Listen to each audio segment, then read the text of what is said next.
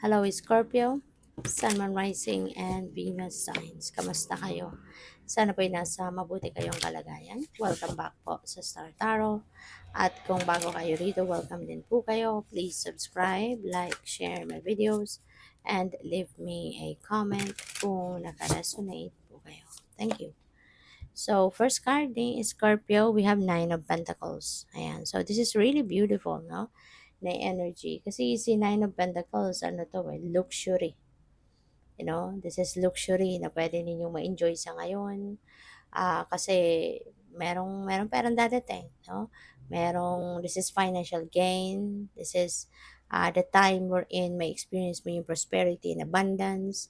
Magkakaroon ka dito ng financial comfort. Kaya nga pwede mo nang ma-afford, no? Yung luxury sa buhay na gusto mo. So this is the fruit of your labor, no? This is the fruit of your labor. Ito na yung financial reward mo na makukuha dahil sa mga accomplishments mo, sa mga achievements mo, yung mga ganon, no? So we have the chariot energy. Ayan. So yung chariot, this is yung chariot, this is a moving on energy, Scorpio. Okay, this is moving on energy. So, maaari din ang iba sa inyo rito, nagtagumpay. Merong sitwasyon sa buhay ninyo na napagtagumpayan ninyo and na ngayon you are heading towards a new path, no? Na talagang mas assertive ka ngayon, mas confident ka ngayon, 'di ba, about yourself. Kaya sigurado ka na kahit saan ka man papunta sa ngayon, anumang path ang tatahakin mo from here on, ah, there is confidence in you, no, na mapagtatagumpayan mo din ito, na you will succeed, no, sa sitwasyon na ito. Kaya, good for you. We have Four of Swords. Um, Four of Swords. This is about rest, no? Kasi maaari ng iba sa inyo, Scorpio, is po pwedeng sobrang pagod, no? Sobrang pagod, maaaring stressed out, physically, mentally, emotionally, pwedeng gano'n. Puwedeng aftermath ito, yung pagod na 'to is aftermath ng inyong pagsisikap, 'no?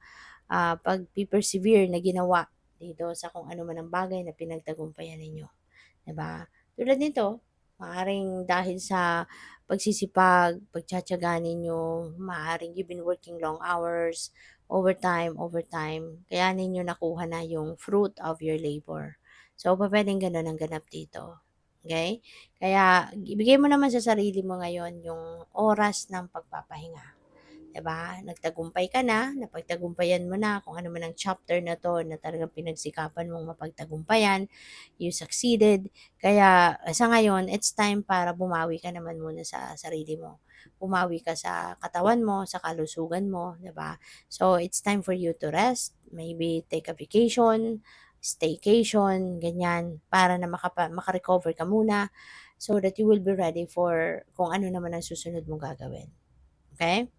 So, what else? We have the Ace of Wands. Ayan. So, definitely, kailangan mo talaga na maging ready muli, no, ang inyong katawan, ang inyong sarili para sa bagong chapter sa buhay mo. Kasi ito, meron tayong Ace of Wands. So, this is a new beginning. No? So, maaaring magsisimula ka na ngayon ng bagong ganap sa buhay.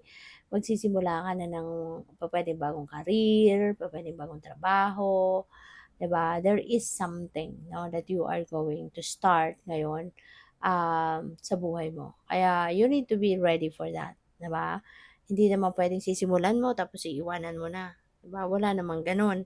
Kaya kailangan na maging handa ka, no? Maging physically fit ka, physically ready, mentally ready, ganyan. Okay? Para na masigurado mo na kung ano man ang sisimulan mo, mapapanindigan mo, mapagtatagumpayan mo, 'di ba? So, maraming salamat, no, for subscribing, and if you haven't subscribed yet, subscribe na kayo. And also, maraming salamat din for not skipping the ads. Malaking bagay po yun sa akin.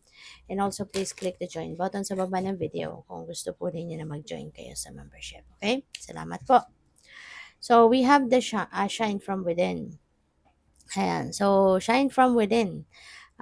Sabi dito, looks are only skin deep. True beauty shines from within, and it's time for you to shine. So, this is a time for self-acceptance and for revealing your true beauty. Okay?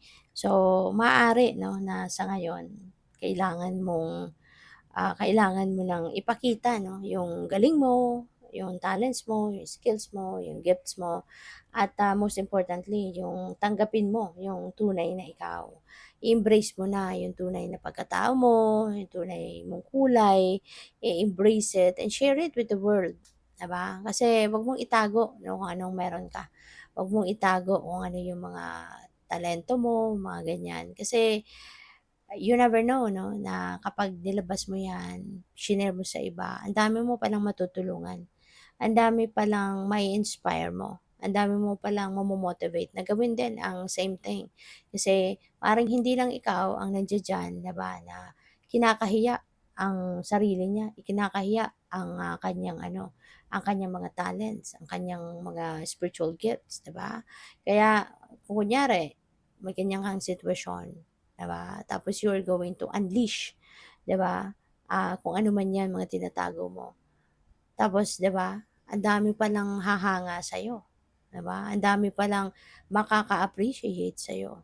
So, 'di ba, just imagine kung ano na lang yung saya na puwede mong magawa, 'di ba, para sa ibang tao na maaaring unaware ka na may mga taong matutuwa sa ginawa mo, 'di ba? Pero baka hindi mo alam talaga na marami ka ding mata-touch na buhay ng iba na, possible pala yun, okey lang din pala, yung ganito, yung gano'n, 'di ba?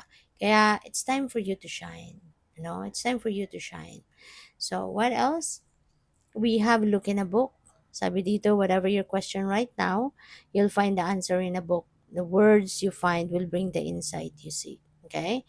So, ano man yung tanong mo, kung ano daw yung mga katanungan mo sa sarili mo or sa divine, sasagutin ka ng universe no, uh, through a book. No? So, siguro kasi bookworm kayo, baka mahilig kayo magbasa. So, pay attention doon sa mga words or phrases or sentences na pwedeng alam mo 'yun, pagbukas mo ng libro, talagang doon doon didiretso yung mata mo, yung gano'n. Tsaka mararamdaman mo naman 'no, kung mababasa mo talagang it strikes you. So, 'yun na 'yun, that is the message for you. So, 'yun. So, we have believe in magic. Open your eyes and see the magic that's all around in nature. The fairy of the northern light says you are part of nature, so you are magical too. Ayan. So, kapag naniniwala ka din sa magic, parang naniniwala ka sa sa miracles, 'di ba? Kasi lahat naman 'di ba is very magical. Marami ngang bagay na hindi natin naiintindihan, 'di ba? Maraming mga bagay ang nangyayari na hinahanapan natin ng rason, hinahanapan natin ng sagot, 'di ba? Kasi nga hindi natin parang may mga nag-a-unfold sa buhay natin na we really can't explain, 'di ba? And those are magic. Those are magical moments, no? Na tanging si God lang ang nakakaintindi.